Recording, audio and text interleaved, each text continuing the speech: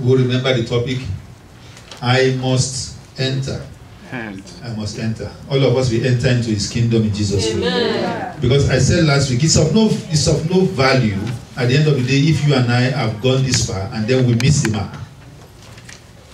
We've gone too far to turn back. In the life of the disciples, they got to a place when Jesus was telling them hard things, especially when it comes to how those that are rich will not enter into the kingdom. Say very few. It's going to be hard for a rich man to enter into the kingdom. You know what the disciples said? He said it is hard to make this thing. And the Bible says some people turn back from that moment. What does that mean? It means that there could be certain things that become so hard for us. Nobody wants to break it. No matter how much, some people love bones. I know people growing up that when they cook, when the wife cooks for them and there's no bone in the meat, they complain. It's like you are not really giving me what I want. I many of us know that some men love not just to eat the meat, they want to crack the bones at the end of the day. Even some women. Yeah, women. Oh, people. That means that some people just love to just crack the bones. Is bone palatable to your teeth? But yet you want to crack it. Am I speaking to us? When the scripture gets to a level where the bones are being cracked, not everybody can stand it. The Bible said his disciples stopped following. Some of them went back. They stopped following from that moment when they began to bring bones to them. Now, what we are talking about today, or in this series that we started last week, we are talking about bones. I remember 2 Chronicles chapter 15 verse 7 that we saw last week. 2 Chronicles 15:7. The Bible says there that be strong, don't be weak. Because your hand, the works of your hand will be what? Rewarded. And when God is talking about reward, he's not talking about reward only for you, he's talking about reward also for himself. Malachi 3 that we all read, that the people when they listen to it, they don't want you to even talk about it. It's like, when you're talking about money, it's not about the money, it's about the respect and honor to God. Because if you read the book of Malachi, he said, why? In the beginning, he said, why you offer me lame? You offer me blind animals. He said, offer that kind of animals to your governor and see whether he will be pleased with you. That's the beginning of Malachi. And then in the book of Deuteronomy, like we said last week, he said, look, in verse 17, I'm the one that give you power to get wealth. And verse 17 said, because I gave you the power to get wealth, I said, don't forget, remember me. All he's asking for is, just let me be part of your strength. And where does the strength come from? From the hand. And then when your hand is not making you to do what God wants to do, he said what? Be mindful about it, cut it off. He said, it's better for you to enter heaven with one hand than to enter to go to hell with what? 2 hands. Now we go to the second one, talk about the feet, which is in verse 45.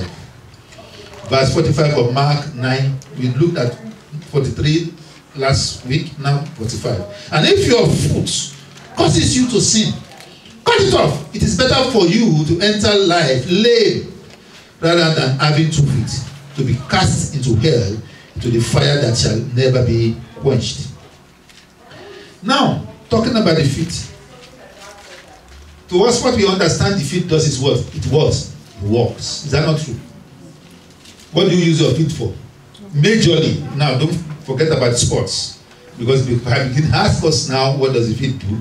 Next thing we hear is that, people use it to play soccer. But majorly, is to walk. God gave us the feet to walk. The glory of what Jesus was telling here is that the hyperbole of it is not that you go and cut 1 foot off. I mean, that becomes so easy. You cut 1 foot off, you say, this is my right feet, it's only the one in front when I'm going somewhere, and it's leading me to error. Let me cut it off. So when there's no first feet to put, then I won't go into error. And then you begin to do like this. Don't worry. The second feet also will take you to where you want to take. So it's not about the feet, it's about the heart. Everything that Jesus was talking about, either the hand, the feet, or the eyes, they all relate to the heart. However, for today's teaching, which I believe God will be able to do, quickly, our feet is a symbol of decision and surrender. It's a symbol of what? Decision and surrender. Because if you read in the book of Genesis chapter 5 from verses 21 to 24, Genesis 5, 21 to 24, the Bible in 21 says, Enoch walked with God after he begat Methuselah. Genesis 5, 21. And again he said, Enoch walked with God, and he was not. For God did what? Took him. His feet was right. And then decisions he made about his life was to serve God or to make God a friend, to go side by side with God, and God had no choice but to take him away. Like I said, our feet is a symbol of decision. The other aspect of it is a symbol of surrender. You look in the Bible, in the book of Matthew 15:30, the Bible says, the great multitude came to him, having with them the lame, blind, mute, maimed, and many others, and they laid them down at what? Jesus' what? Feet. And he healed them. In other words, they surrendered. The place of surrender was where? At the feet. Equally, the Bible says in Acts of Apostles chapter 4 that as men that had houses and lands, they sold them. What did they do? They brought them to where? To the apostles' what? Feet. What do you think they are trying to do? Surrender. Beyond those two things is the fact that also we know the story of Noah. In his own generation, in the book of Genesis chapter 6 verse 9, the Bible says he walked. What did he do? He walked with God in his generation. Brethren, sincerely, what God is looking for is somebody that is mindful of where he is around him from time to time. When I walk with you, that means you are next to me. Is that not true?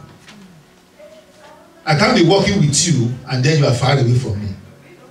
Hello, do you see the picture I'm painting? Yeah. If I say I'm walking, okay, I want to walk with my wife to the store. That means all the time that we started from where we left to the place where we are going, my wife was with me.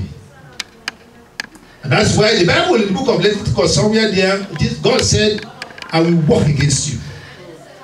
But the Lord won't walk against anyone else. Yeah. So walking is a decision to partnership with somebody. A decision to be with, a decision to make sure to march in agreement with somebody. What Enoch did was he agreed with his God that you, God, you are the only one that can supplement my life. And Enoch walked with God. My question to you and I today is, are we walking with God?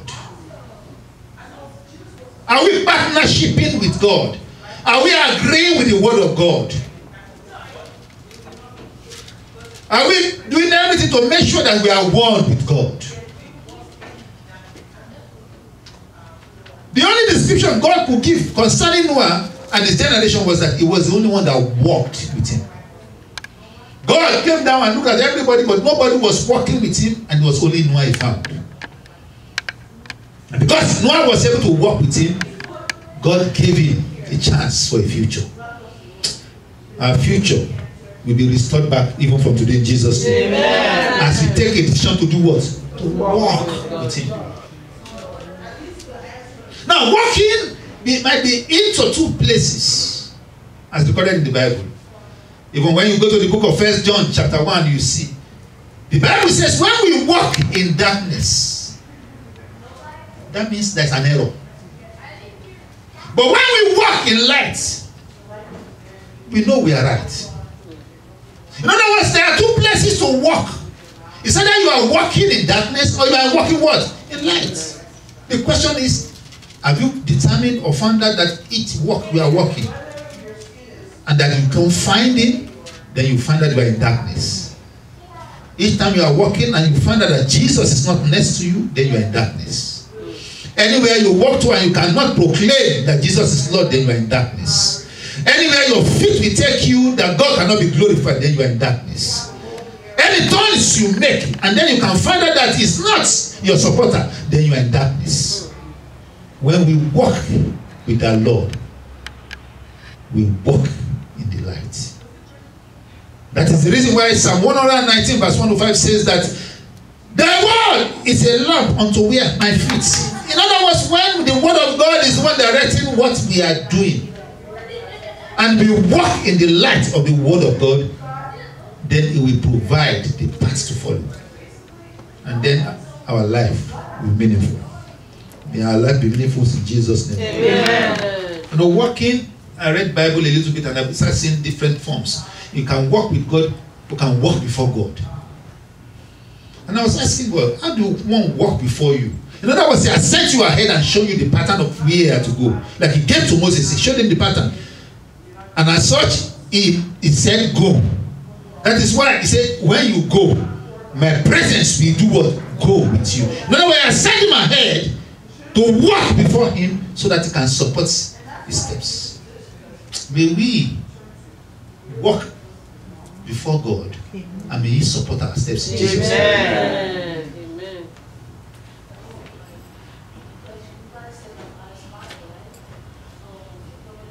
You know, one thing about walking is, if you are walking prospectively according to the plans of God, you'll be blessed. Because what God wants you and I to do is, when we walk according to His leading, the end result of it is to be of service to Him. That is why Job 36 verse 11 says, if they obey and serve, look at the word serve, obey and serve, they will live their days in prosperity, they live their years in pleasure. If they obey and serve. Brethren, there's no way you walk with God without serving God. You can't play a role of just walking without service. You can't be a child of God like we are told during the Sunday school. There are two types of children to bring to God at the end of the day. Your biological children and your what? Your spiritual children. Because God is expecting you and I to disciple people. Don't become a Christian and you don't have somebody you are talking to that is deficient of God, that eventually you might even be older than the person, and at the end of the day, you are the one that has led the person to God. You have become the father of the person spiritually. Who are you mentoring? I talked about it one time here. I said, who are you mentoring in your life? I'm not talking about our biological children. You must be bringing people to Christ. If we are doing that, we must have torn down this building by now to begin to build a bigger one. But we are all comfortable with the way we are. What are we nurturing back to God? May the Lord open our eyes in Jesus' name. In Job chapter 18 verse 8, the Bible says that there are snares when we walk. There are traps that the devil sets when we walk.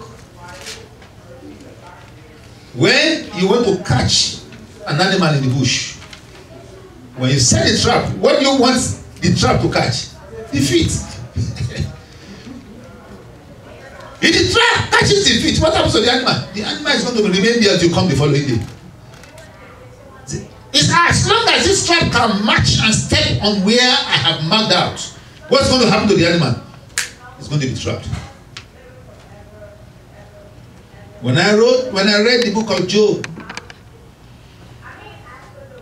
I saw a lot of wisdom in what the man said.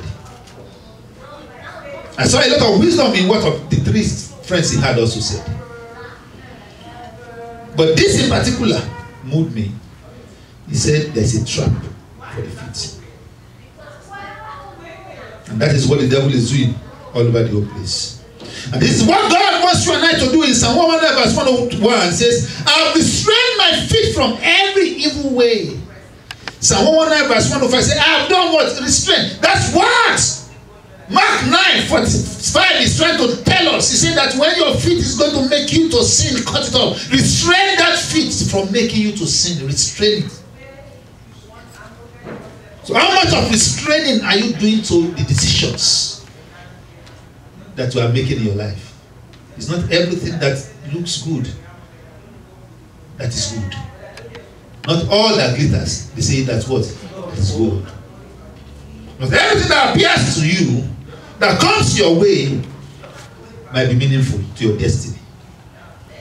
So what decisions are you making to take the right step and to take the right path. Because your feet will take you to either where there's darkness or where there's light. May we walk in the path of light in the mighty name of Jesus. Am I speaking to us? May we walk in the path of light in the mighty name of Jesus. As I begin to try to round up, because this is preaching, is not teaching. We're teaching, I begin to look at instances and places and people that have walked with God. Do you know the devil will rather for you and I to walk in the path of gossip than to walk in the path of gospel? I don't know whether anybody, you know, it's either you are gossiping or you are gospeling. Hello. It's either you are gossiping or you are doing what? You are gospeling. If I come to surround there, how are you? Blah blah blah, and I begin to talk, and I have not talked anything about gospel. Every other thing I've talked about is gossip. Hello, am I talking to us? Because there's something that happens on the feet of those that take good news. And that is the kind of feet that we should have. The feet that takes what? Good news. Can we quickly turn and let somebody read for me because of time? Romans chapter 10 verse 15. Romans chapter 10 15. And how are they to preach unless they are sent? As it is written, how timely is the arrival of those who proclaim the good news. How beautiful are the feet of those that preach good news. In other words, if you want your own feet to be beautiful, preach the good news. And God is sending you and I. God did not send the pastors only. He sent everyone that wants to follow him. Say, go. So, are you going? And when you are going and your intention is that, God, I'm going out today, take me to where I can preach the gospel. He will not take you to where you gossip. I don't know if anybody understand that.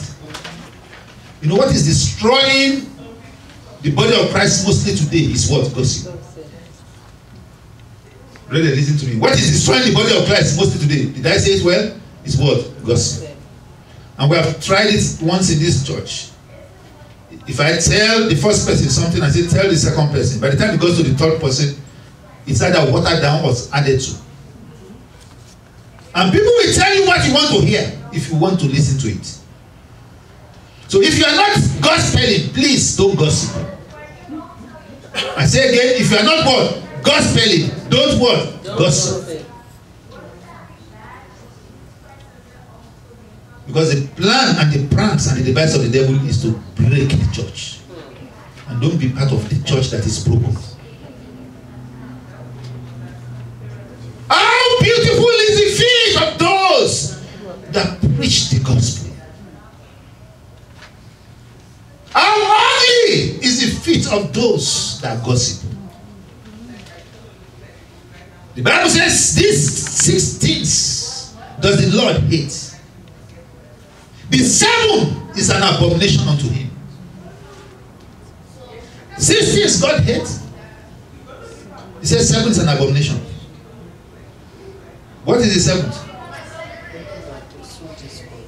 Brethren that sow discourse among brethren. Bible says, God says an abomination. Let your feet take you to the place of gospel. In the mighty name of Jesus. Amen. Your feet and the gospel must be connected.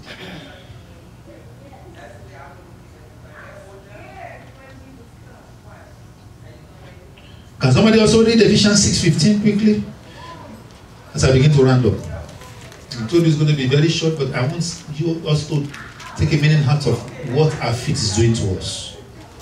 And your feet shod with preparation of the gospel. He said your feet should just be done what? Short with what? Preparation of what? Because let your movement, let your decision be only for the gospel. Gospel of what? Peace. And it's not just any gospel, it's a gospel of what? Peace. In other words, you come and tell somebody about Jesus, he says, I will cut your head. You want peace, go away. Have you ever been with people that we want you to force you to accept Christ before? My mom was talking about it some while ago about when we were in college, there was a man, a young boy that will come in those days to preach the gospel to me early in the morning. I will insult him, he will come back the following day. You know, he never gave up. As bad as it looked, it has the good part, it has the bad part also. It became so irritable to me. But if not for all those preparation, I don't think I'll be doing what I'm doing here today. He was persistent. However, his feet was short in the preparation of the gospel.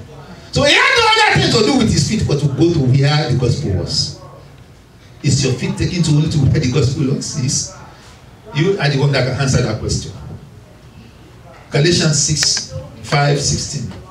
As I begin to round up. Galatians 5:15 as I begin to round up.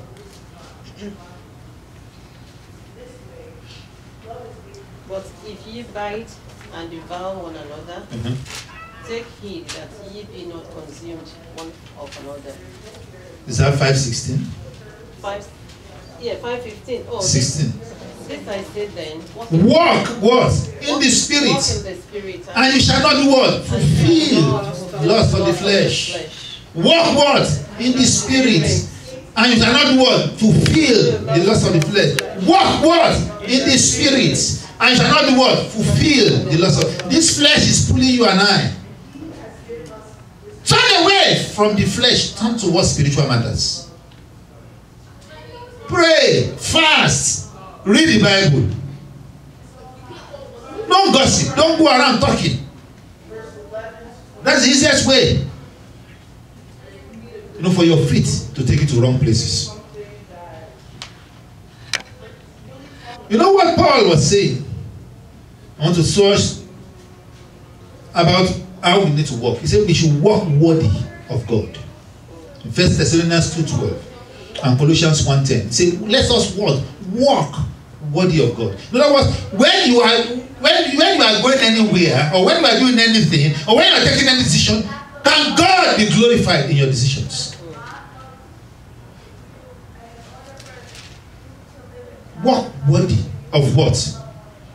Walk worthy of what? Of God. In fact, in Ephesians, Paul said, I beseech you that you walk worthy. He was asking, he was beseeching us, begging us to walk worthy. Finally, Galatians 5:25.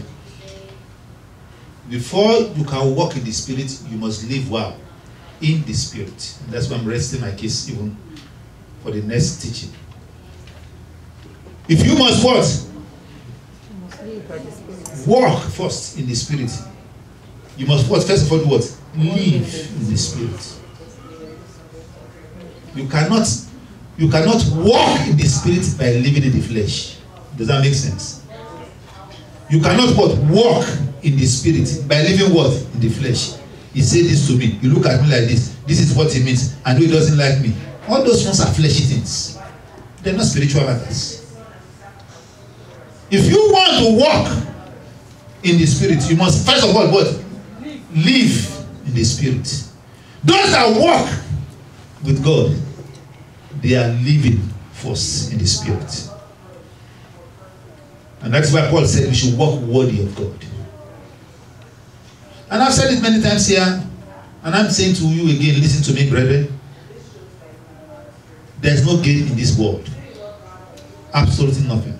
Solomon said, vanity upon vanity what? All is vanity. If you prove to me you are right, it does not take away the fact of what God wants to do in my life.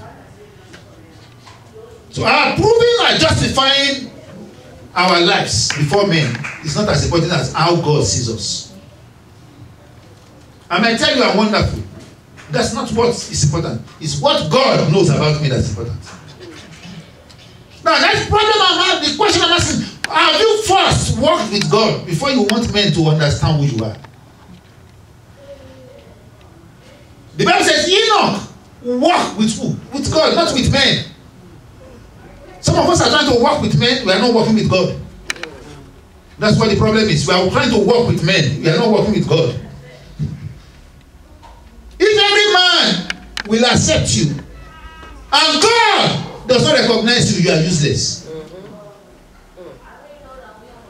If every man will praise you, and God does not recognize you, you are useless.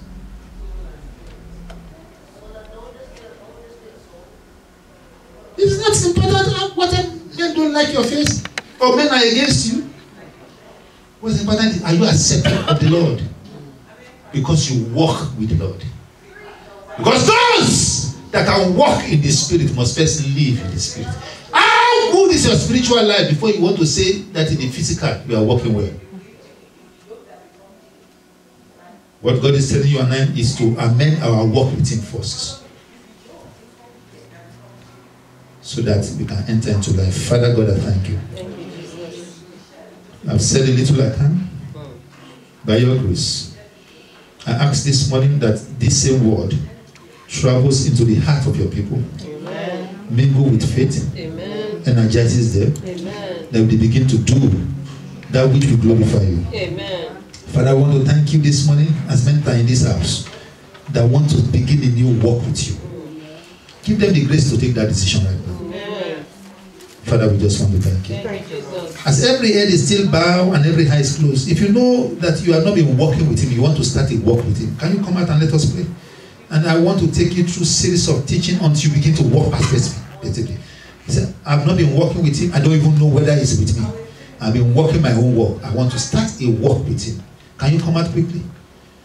Can you come out quickly? I know there are one or two people here that want to start a walk with God so that they don't go to hell. Can you come out quickly? I want to start a walk with God that I don't go to hell. Come out quickly. If you know you want to walk with Him, walk with Him. To walk with Him, to live in the Spirit is what will make us to walk in the Spirit. God bless you. See, is there another person that wants to come to say, God, I want to walk with you this morning, even as we conclude? You want to walk with God. You don't want to walk with men. You'll be walking with men this far. It's not helping your life.